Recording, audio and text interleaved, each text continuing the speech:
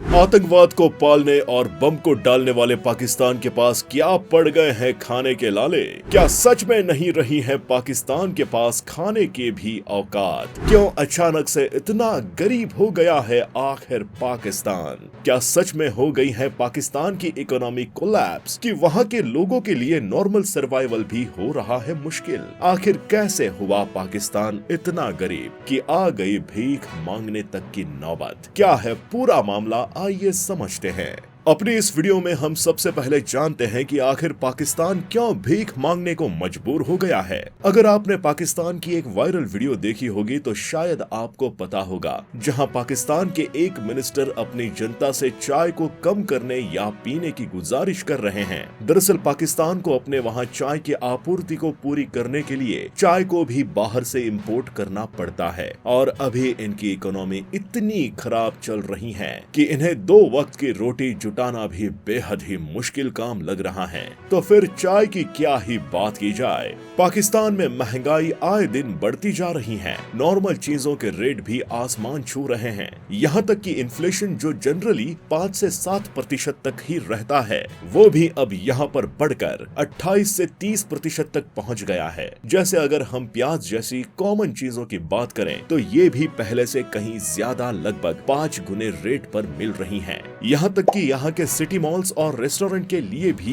ये गाइडलाइन जारी कर दी गई है कि उन्हें अपने वहाँ के लाइट को 8:30 तक बंद कर देना है, क्योंकि यहाँ पर इलेक्ट्रिसिटी क्राइसिस भी हो रहे हैं। पाकिस्तान की कंडीशन आजकल इतनी खराब हो गई है कि अब पाकिस्तान यूएस में अपनी एम्बेसी प्रॉपर्टी को भी बेचना चाहता है। आइए अब जानते हैं आखिर पाकिस्तान में इस इकोनॉमिक क्राइसिस की वजह क्या है। इसके पीछे सबसे बड़ी वजह यहाँ पर कई तरह के डिजास्टर का होना भी है, जैसे कुछ पॉलिटिकल डिजास्टर, कुछ इकोनॉमिकल डिजास्टर और कुछ क्लाइमेट डिजास्टर। ये 3 सबसे बड़ी वजह हैं यहाँ पर पाकिस्तान के इस हालात के पीछे। जैसे अगर हम यहाँ के पॉलिटिकल डिजास्टर को समझे तो इस देश को हमारे ही साथ यानी 1947 में ही आजादी मिली थी, लेकिन फिर भी इस देश में पहला डेमोक्रेटिक इलेक्शन 1970 में हुआ था। आज तक यहाँ पर कुल 29 पीएम रह चुके हैं, बट ये तो नॉर्मल सी बात है।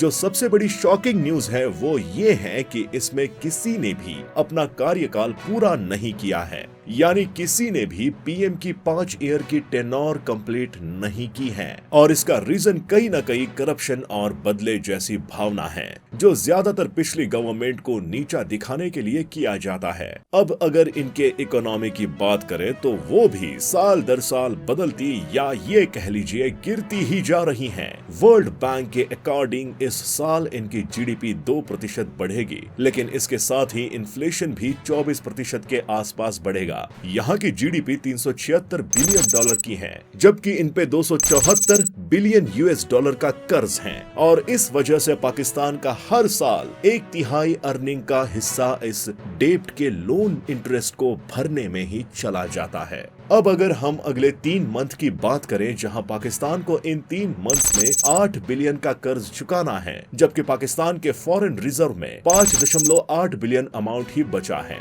तो ये पाकिस्तान के लिए बेहद बड़ी चिंता की खबर है। इसके साथ ही यहाँ पर लास्ट ईयर आई बाढ़ की वजह से 30 बिलियन डॉलर का लॉस पहले ही हो चुका है। हालांकि यहाँ पर पाकिस्तान की कोई गलती नहीं कह सकते, इसे तो एक प्राकृतिक आपदा ही बोल सकते हैं जिसके शिकार पाकिस्तान हुआ है। इसके साथ ही पाकिस्तान को तालिबान से भी खतरा बताया जा रहा है। हालांकि पाकिस्तान की ये सिचुएशन इंडिया के लिए भी किसी तरह से अच्छी नहीं है। पाकिस्तान की इस गरीबी का फायदा चीन जरूर उठाना चाहेगा, क्योंकि चीन ऐसी सिचुएशन की तलाश में रहता ही है। इसके साथ ही श्रीलंका भी ऑलरेडी ऐसी ही इकोनॉमिक क्राइसिस फेस कर रहा है, इसलिए भारत भी इस पे अपनी लगातार नजर बनाए हुए हैं, क्योंकि भारत की 2 नियर बोरिंग कंट्री ऐसी सिचुएशन से गुजर रही हैं। तो ऐसे में अगर किसी दूसरे देश का इनकी तरफ हाथ बढ़ता है तो उसका अगला टारगेट इंडिया भी हो सकता है। तो कहीं ना कहीं हमें भी इस पे ध्यान देने की जरूरत है। तो मिलेंगे आपसे अपनी अगली वीडियो में ऐसे ही कुछ और इंटरेस्टिंग टॉपिक्स के साथ। और अगर आपको पाकिस्तान के बारे में हमारे द्वारा दी गई ये जानकारी अच्छी लगी हो तो इसे लाइक करें और शेयर करें।